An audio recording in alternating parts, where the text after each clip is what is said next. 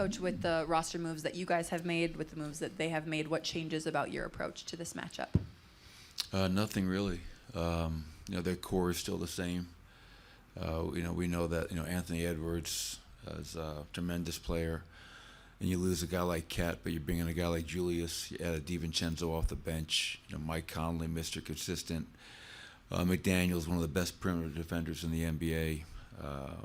Alexander Walker. So yeah, some pieces are gone, but their core is still the same. We know them; they know us. The three-point shot, I think, will be a really big part of tonight's game. They're making, I think, around 17 a game, taking 42. Edwards is taking 13 by himself. 9 of those are pull-ups. So, our three-point defense has to be great tonight. And we have to get out and run. That's something where, you don't want to play half-court game against their defense. And we know we'll see different things from them. But, again, try to play up-tempo and get out and run as often as possible. Michael, Nicole has 2 40-point games already this season. He had 3 in the regular season last year. Do you feel that he will kind of, in addition to reading the game, read the team's needs from him in a certain situation when you guys start slow offensively and say, I need to kind of step up more aggressively as a scorer at all? I think he's just going to read the game like he's done for 10 years. He's going to read the game. He's going to read the defense. And obviously, we trust in him to do that every night. With Ant in particular taking a ton of threes right now, just what are kind of the keys that you give Christian Braun in terms of stepping up in that matchup a little bit more than he had it in the playoff series last year? Well, I don't know if he can step up anymore. I thought his defense in the playoffs was great, and the numbers back that up. And I don't think anybody, to be honest, can guard Anthony Edwards by themselves. I think it's all 5 guys on the court have to be locked into him, and it starts in transition. Obviously, 9 pull-up threes a game is a lot, and so he's getting those in transition. He's getting those in pick and rolls. He's getting those in the 10 ISOs per game that they use him in. So obviously, earlier pickup points. Our bigs have to be at the level, and obviously we'll have to throw some different looks at him because you give him one look, he gets into a rhythm. And, we saw what he did in quarter 1 against Dallas a few nights ago. He can take over the game in a hurry. Coach, you mentioned the threes. How would you evaluate your three-point defense through the 4 games that you played? I think overall it's been great. I think we're 8th in three-point defense. I think we're 10th in three-point makes allowed per game. I think the bigger concern is the paint. We're dead last in paint defense. Michael, when you play a team 20 times in 2 years, just what does that kind of do for the dynamics of a rivalry or things just with so much familiarity, and you played in the playoffs, big games and things like that? Well, I think, what do they say? Familiarity breeds contempt, right? I mean, so I'm sure they don't like us. We don't like them. They beat us last year. But you have a healthy respect for who they are and what they've done.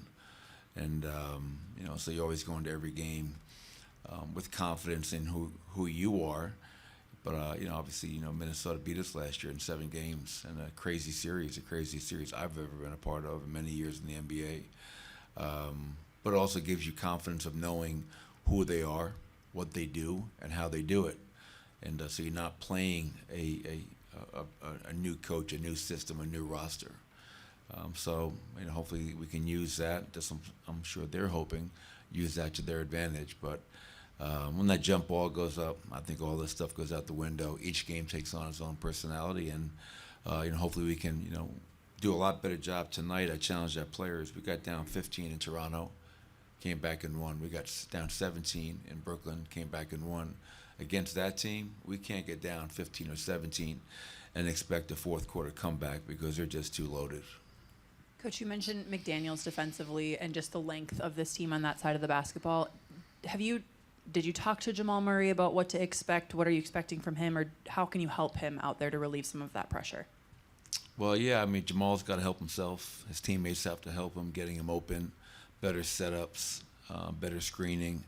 For years, we always, McDaniels will be on Jamal, but after last season's playoffs, I wouldn't be surprised if Anthony Edwards starts on Jamal and McDaniels is on Michael, and try to take away our 2 perimeter threats in Jamal and Michael. But regardless of who's on Jamal, when Jamal is aggressive, when he's playing downhill, when he's reading the defense, not fighting it, obviously he's a game changer. So I fully expect Jamal to go out there and, him and the starting group get us off to a really good start tonight, because that's what we're going to need.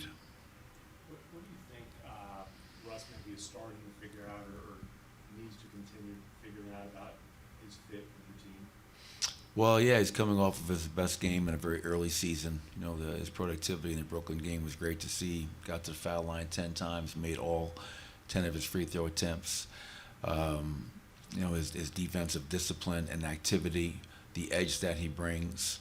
And it's a fine line because, when Russ has the ball, he's always live to make a play. And, but we also got to make sure that we're running the offense and we're getting Julian involved and Dario involved. And if Michael Porter's out there with that group, him involved as well. So, Russ has been doing this for 17 years. And as I told him this summer when we signed him, I'm not going to ask him to come here and be something he's never been. I want him to be the best version of Russell Westbrook at this stage of his career. Get out, push pace, attack, put pressure on the defense. And when that's not there, to get us organized and make your teammates better. And I think that last game was our bench's best game by far in a very, very early season. Thanks, everybody.